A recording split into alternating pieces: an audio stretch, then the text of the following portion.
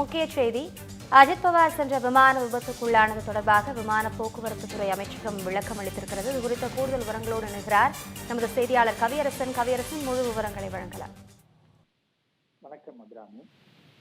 அஜித் பவார் அவர்கள் சென்ற விமானம் விபத்துக்குள்ளானது பற்றி விசாரணையை தொடங்கியிருக்கிறாங்க. இந்த நிலைமையில விபத்து தொடர்பாக விமான போக்குவரத்து அமைச்சகம் முக்கியமான விளக்கத்தை கொடுத்திருக்கிறாங்க. அதுல என்ன சொல்லியிருக்காங்க அப்படின்னா, விமானம் அவசர நிலையில் இருப்பதற்கான எந்த ஒரு அறிவிப்பும் விமானிக்கு சேர்ந்து வரல அப்படின்னு சொல்லியிருக்காங்க. இது என்ன அப்படின்னா, ஆபத்து காலத்துல விமானம் இருக்கும்போது மேடே கால்னு சொல்லுவாங்க.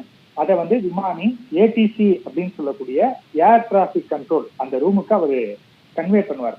அப்படின்னா என்ன அர்த்தம் அப்படின்னா, நாங்க ஒரு பெரிய ஆபத்துல இருக்கோம், என்ன வேணாலும் நடக்கலாம், மிக மிக அவசரம் அப்படிங்கிறத உணர்த்துறது தான் அந்த மேடே கால்.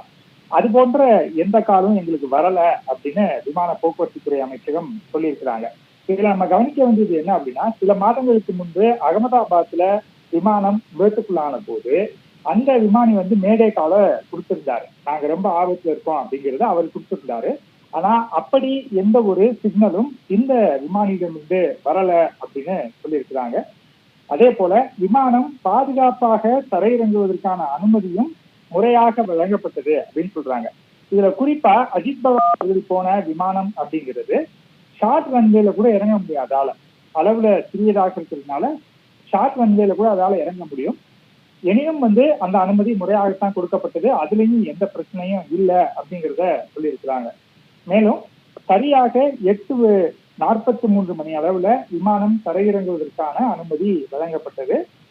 ரன்வே 11 அந்த விமானத்துக்காக ஒதுக்கப்பட்டது அப்படின்னு சொல்லியிருக்காங்க. அந்த ரன்களே எந்த பிரச்சனையும் இல்லை. ஸோ லேண்டிங்கான ப்ரொசீஜர் எல்லாமே முறையாக மேற்கொள்ளப்பட்டது. அப்படி இருந்தும் அந்த விமானம் விபத்துக்குள்ளாக்கி இருக்கிறது அப்படிங்கிறது தான் விமான போக்குவரத்து துறை அமைச்சகம் கொடுத்திருக்கக்கூடிய விளக்கமாக இருக்கிறது. முதற்கட்டமாக இது டெக்னிக்கல் ஃபால்ட் அப்படின்னு சொல்லியிருக்கிறாங்க. ஆனா அது என்ன அப்படிங்கிறது போக போகதான் தெரிய வரும். அபிராமி,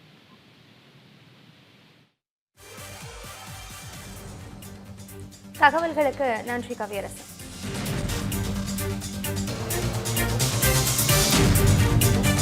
இன்வெஸ்ட்மெண்ட் சேலஞ்சுக்கு ரெடியா? ஒரு பவுண்ட் தங்கம் 30,000க்கு கிடைக்குமா? மியூச்சுவல் ஃபண்ட்ல 30% லாபம் வருமா? ஷேர் மார்க்கெட்ல 60% லாபம் உறுதியா? இல்ல பேங்க் பிக்ஸ்ட் டெபாசிட்ல 30% லாபமா கிடைக்குமா?